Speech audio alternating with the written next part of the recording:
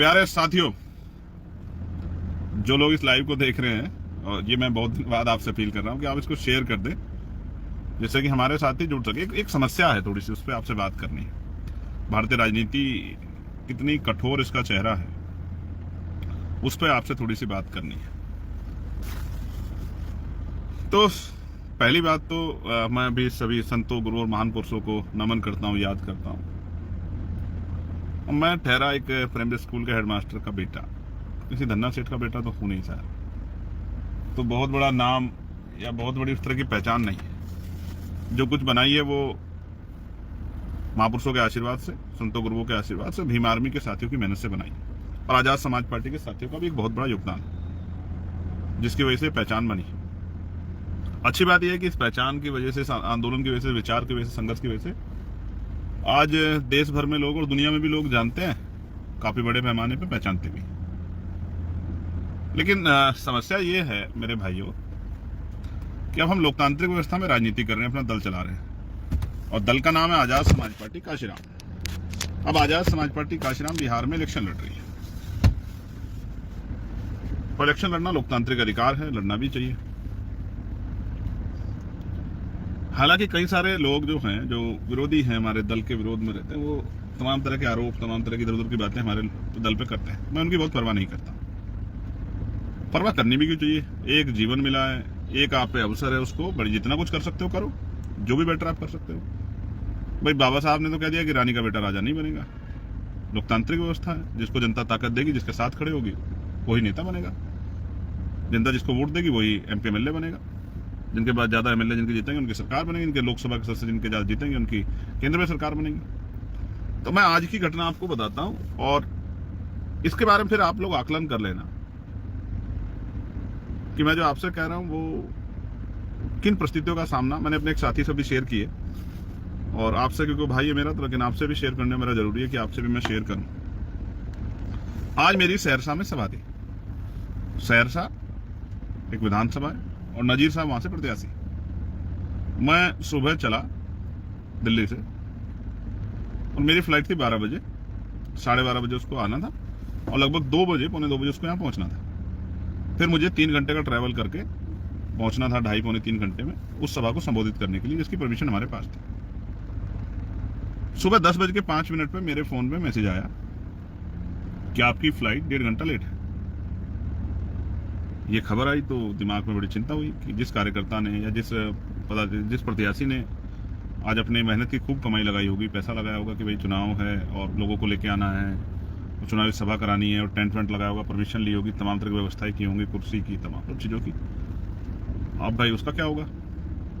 तो उसके लिए फिर मैंने दूसरी फ्लाइट कराने की सोची। जैसे मैंने फ्लाइट कराने की सोची, प्रयास किया, तभी खबर आई कि भाई फ्लाइट, मैंने पता करा एयरपोर्ट, तो पता लगा फ्लाइट टाइम पे है। फ्लाइट स्पाइस जेट की थी। तो हम लोग घर से निकल गए, एयरपोर्ट पहुंचे। एयरपोर्ट पहुंचते ही पता लगा कि फ्लाइट 1.5 घंटा डिले। अब आप एविएशन उसको देखोगे, डिपार्टमेंट को, फ्लाइट के उसको देखोगे, तो 2-2.5 घंटे से पहले फ्लाइट मतलब फुल वगैरह हो जाती है, और उसकी जो प्रक्रिया पूरी हो जाती है, उसके बाद शायद 2-3 घंटे पहले काउंटर उनके बंद हो जाते हैं। तो अब बड़ा सवाल ये हुआ भाई कि अब करें क्या। 2 घंटे एयरपोर्ट पे इंतजार करते रहे। 1:30 बजे का समय था फ्लाइट चलेगी, वो फ्लाइट 1:30 की बजाय 2 बजे चली। 2 बजे के बाद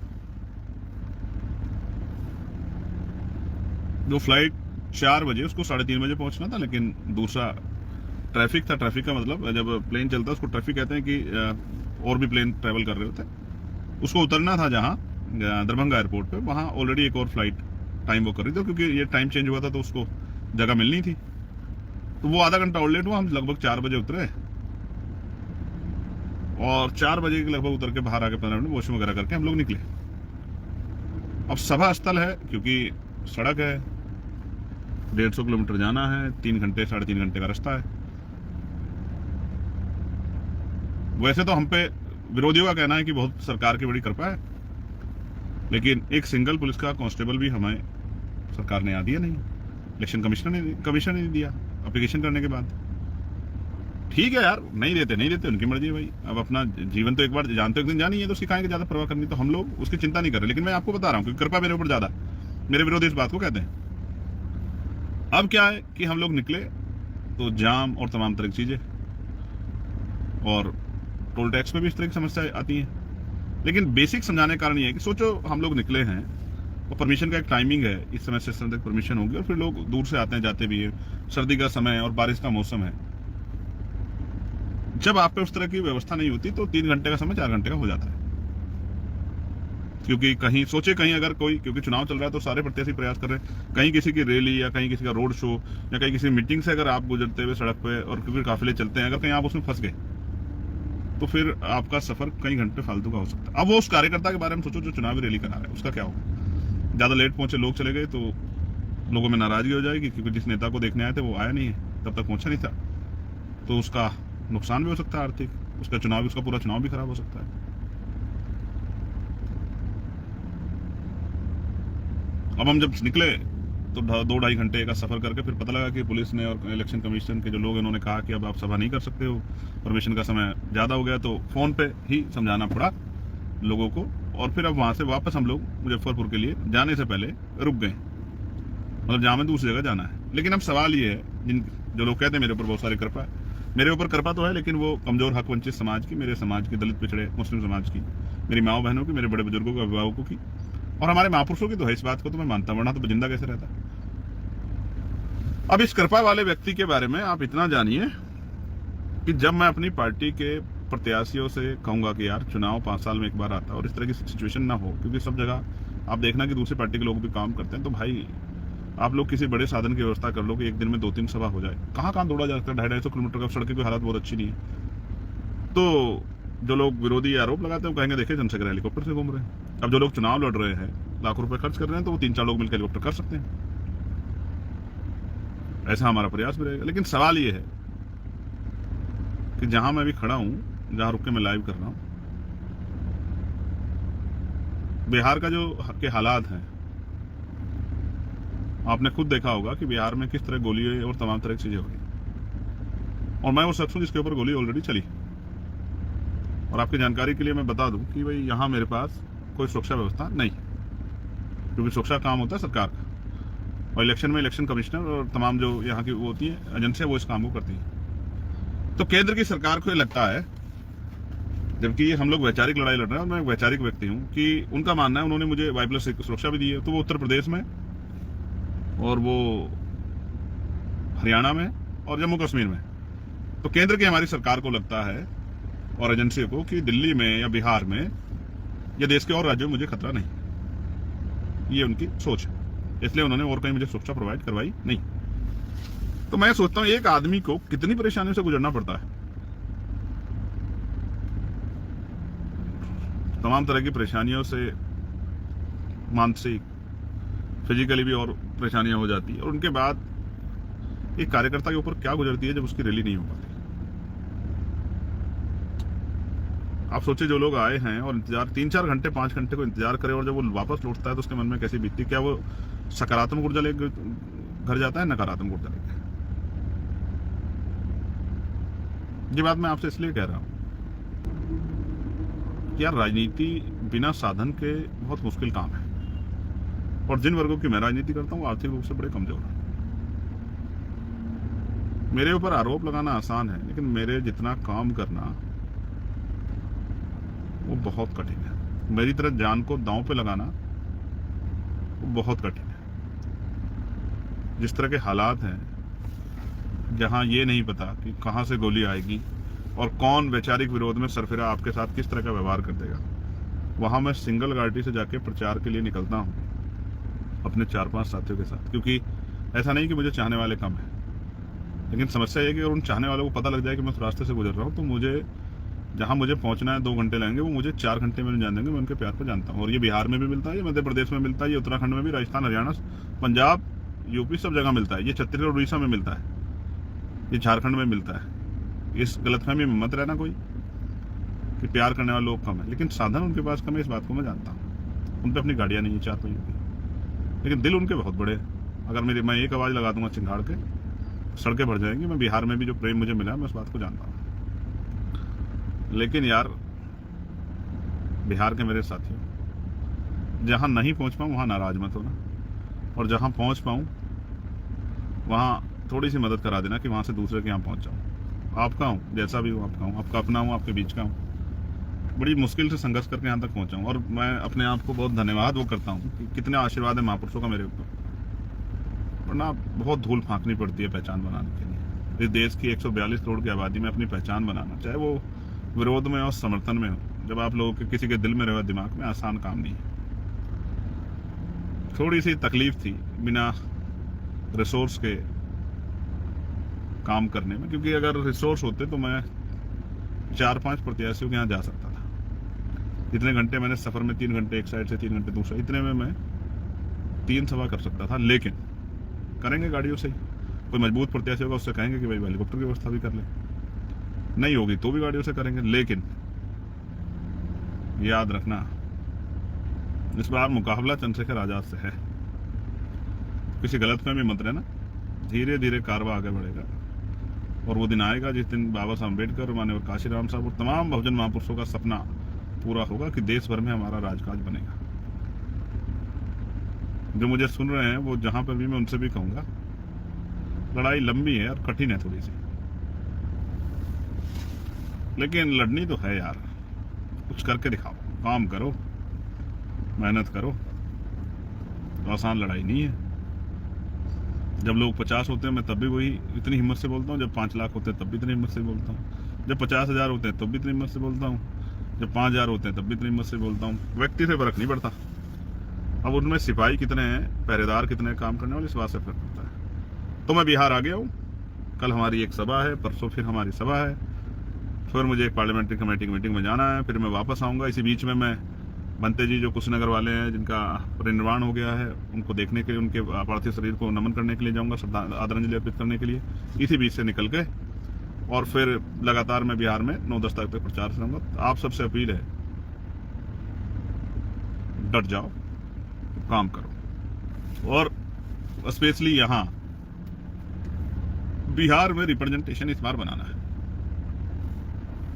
यहाँ के नेताओं को लगता है कि यहाँ का 20% दलित समाज, उनका कोई आदमी डिप्टी चीफ मिनिस्टर नहीं बन सकता है। चीफ मिनिस्टर तो बड़ी बात है। यहाँ का 20% मुस्लिम समाज, उनका कोई डिप्टी चीफ मिनिस्टर नहीं बन सकता है। चीफ मिनिस्टर दूसरी बात है। हालांकि हमने उत्तर प्रदेश में घोषणा की थी कि हम लोग एक पिछड़े वर्ग से, एक अति पिछड़े वर्ग से, एक मुस्लिम समाज से डिप्टी चीफ मिनिस्टर बनाएंगे। उत्तर प्रदेश में हम इस काम को करेंगे। और मैं आज आपसे वादा कर रहा हूँ, अगर मैं दुश्मन की गोली का या किसी अन्य उसका शिकार ना हुआ, हालांकि मैं मरने वाला नहीं हूँ, तो मैं आपसे वादा करता हूँ कि इस बार 2027 में उत्तर प्रदेश में वो करके दिखाएंगे, जिसके बारे में अभी लोग कह रहे हैं, सोच रहे हैं कि हो सकता नहीं हो सकता। लेकिन मैं आपको विश्वास दिलाता हूँ, मैं आपका चंद्रशेखर आजाद करके दिखाएंगे उत्तर प्रदेश में, और अब करने आए हैं बिहार में। और मैं जानता हूँ वो जो मोटरसाइकिल पे मेरे जैसे लोग निकलते हैं, मुझसे प्यार करते हैं, झंडा उठा के बीमार में आजाद समाज पार्टी का, उनके मुकाबले की हिम्मत सारे किसी भी दल के कार्यकर्ताओं में नहीं। लेकिन मन में संकल्प तो कर लिया कि इस बार उत्तर प्रदेश को तो यहाँ के बाद बताना है कि उत्तर प्रदेश में बहुजन समाज का सूखा जो 2012 से लगा हुआ है, 15 साल बाद, राम जी का वनवास भी 14 साल का था, जो 15 साल बाद 15 साल का सूखा है, उसका अंत 2027 में करना है। ये पीड़ा थी आपको बताई, बिना साधनों के कितनी परेशानी होती है। इसका मतलब ये नहीं कि साधन नहीं तो हम लोग रुक जाएंगे, रुकने वाले हम हैं नहीं, और डरते हम किसी से है नहीं। ना बुरा कहते हैं, ना बुरा करते हैं। जिनके लिए लड़ रहे हैं उनके लिए लड़ रहे हैं, जब तक जीवन रहेगा लड़ते रहेंगे। इस लाइव के माध्यम से अब मैं कोशिश करूंगा इसी फेसबुक पेज के जरिए लाइव आके अपनी बात रख दिया करूं, क्योंकि मैंने महसूस किया कि हमारी एक बहुत बड़ी आबादी, एक बहुत बड़ी संख्या फेसबुक पे है, और फेसबुक से बहुत सारा प्रचार काम होता है। टीवी मीडिया कहाँ दिखाता है आप जानते हो। आरोप तो दिखाता है, लेकिन साजिश पे जब प्रहार होता है तब नहीं दिखाता। मीडिया को आप जानते हो, मीडिया कैसा है। मीडिया तो वही दिखाता है जो लोग देखना चाहते हैं, या जो मीडिया को दिखा के फायदा होता है, मीडिया वही दिखाता है। आपके हमारे हिसाब से मीडिया क्यों काम करें, क्योंकि मीडिया के लिए तो पैसे लगते हैं। आप और हम पैसे वाले होते तो यहाँ का दिक्कत थोड़ी होती। यूपी में तो हमने इतना मजबूत संगठन बनाया कि जब हम निकलते हैं तो 20-30 लोग अपने अपने साधन लेकर निकलते हैं, तो वो बड़ी चुभती है लोगों को कि चंद्रशेखर काफिले से जा रहे हैं, चंद्रशेखर काफिले से जा रहे हैं। सिर्फ काफिले से क्या, मेरा बस चले तो मैं 2000 गाड़ी का काफिला लेकर निकलूँ उत्तर प्रदेश में, क्या दिक्कत है हमारे लोगों पे। मैं तो चाहता हूँ हमारे हर आदमी पे घर घर 4 पहिया गाड़ी हो, उनके पास रोजगार हो, उनके पास जमीन हो, उनके पास नौकरी हो, उनके पास ठेकेदारी में उनको अवसर मिले, वो पैसे वाले। मैं तो चाहता हूँ और हर आदमी गाड़ी वाला हो, 4 पहियों गाड़ी वाला हो, बढ़िया साधन के घर अच्छे हों, उनके पास खाने पीने की सुविधाएं अच्छी हों, उनके पास और तमाम तरह के साधन हो, और वो हर आदमी मेरे लिए गाड़ी निकाले घर से बाहर कि चलिए आज भाई कहीं जा रहे हैं तो हम सब लोग चलेंगे उनको सहयोग करने के लिए। मैं तो इस बात से घबराने वाला नहीं हूँ। साधन बनेंगे तो मैं हेलीकॉप्टर से भी घूमूंगा अपने पार्टी का प्रचार करने के लिए, उससे भी बड़े कोई साधन होंगे और हमारे लोग व्यवस्था करके देंगे तो उससे भी घूमूंगा, और मेरे लोग कहेंगे कि पैदल साइकिल पे घूम लो तो उससे भी घूमूंगा। मैं तो अपने लोगों के साथ हूँ। आज मुझे कोई फ्लाइट में मिला था, उसने कहा कि साहब मैं 2 चीज़ों को करता हूँ, एक ईगो मत रखो, हार मान जाओ, और दूसरा एक हार मान जाओ, एक चुप मार जाओ, यानी कि चुप हो जाओ, कोई कुछ कह रहा कहने दो, लड़ो मत। जीवन एक बार मिला यार, और हमें मिला है तो हम करके दिखाएंगे। इस बार चंद्रशेखर आजाद दुश्मन की साजिशों का शिकार नहीं होगा, किसी धोखे का शिकार नहीं होगा। जिस तरह पिछले वो आज़ादी की लड़ाई वाले हो गए थे ना, कि उनके अपने साथियों ने दुश्मन को साजिश का शिकार उनको बनवाते थे, इस बार चंद्रशेखर आजाद बहुजन समाज को, राष्ट्रपिता ज्योतिबा फुले, छत्रपति साहू जी महाराज, बाबा साहब अम्बेडकर, मानव काशीराम था, और जनसंघ के हमारे जो महामानव है, उनके महापुरुष है, उनके सपनों को पूरा करे बगैर जाएगा नहीं कहीं। ये वही धरती है जहाँ बिहार के लेनिन को सरेआम गोली लगी थी। बिहार एक क्रांति धरा है और एक क्रांतिकारी क्रांति धरा पे है। आपका स्वागत, आपका भाई चंद्रशेखर आजाद। पीड़ा इसलिए बतानी थी कि आपके चाहने वाले बड़े आरोप बहुत लगाते हैं, ये है ये है ये है ये है, तो क्या करें? आरोपों की परवाह करेंगे तो काम कौन करेगा? जितना जल सकते हो भैया चलो, आजाद समाज पार्टी अपना काम करेगी। आप सबके लिए मंगल कामनाएं। जय भीम, जय भारत। कोशिश करेंगे जिन प्रत्याशियों के फेवर में आए हैं प्रचार करने, उनके लिए प्रचार करेंगे। आप ये जानिए, संविधान ने आपको रोटी, कपड़ा, मकान सारे अधिकार दिए, नौकरी, रोजगार, समता का अवसर, तमाम घूमने फिरने जाने आने का, लेकिन सबसे बड़ा अधिकार दिया है वोट का अधिकार। ये आपसे कोई नहीं छीन सकता, ये आपका अधिकार है, इसके ऊपर कोई प्रेशर नहीं। बाकी सब चीज़ों की सरकार का महत्व, लेकिन वोट देने में किसी का महत्व नहीं। आपकी वोट अपनी वोट है, इसको बहुत सोच समझ के दें।